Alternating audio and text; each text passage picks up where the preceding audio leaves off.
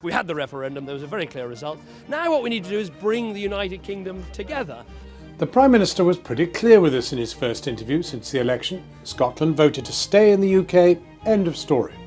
But is it really that simple?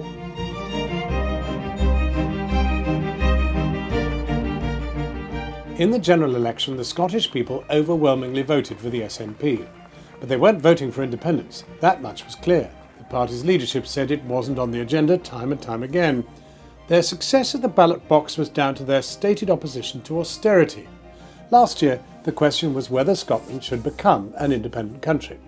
45% voted yes, 55% no, the turnout 85%. And that was the highest ever recorded for an election or referendum. Towards the end, the Yes campaign had taken the lead in the polls. The three main party leaders made what they called a vow. They promised that if Scotland voted no, the country would still get more devolved powers to set its own rates of tax, for example.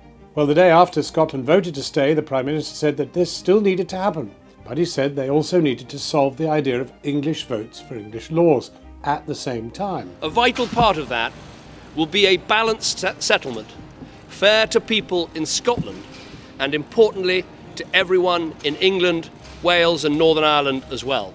So yes, Scottish MPs would get more power to set their own rates of tax. But their power to vote on the same laws south of the border will be restricted. The Smith Commission, which was set up after the vote, suggested that Scotland should have the power to set its own rates of income tax and power over welfare benefits. But the SNP's leader, Nicola Sturgeon, said that this was very disappointing, as it meant 2/3 of the country's tax powers were still set by Westminster. During the campaign, the former SNP leader Alex Salmond said that independence was a once-in-a-generation question. But afterwards he also accused Westminster of breaking their vow for greater devolution and has implied that he could see another vote on Scottish independence in his lifetime. And what's more, the Scottish public agree with him. Almost 60% of Scots have said that there should be another referendum within a decade.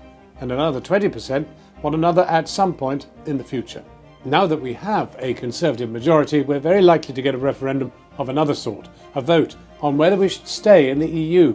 And if Britain opts to leave Europe, then Scotland might well want to leave Britain.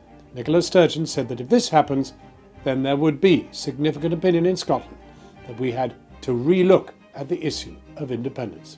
Well, there's a lot of ifs in that sentence, but one thing's for certain. The independence question isn't as clear-cut as either side would like to make it.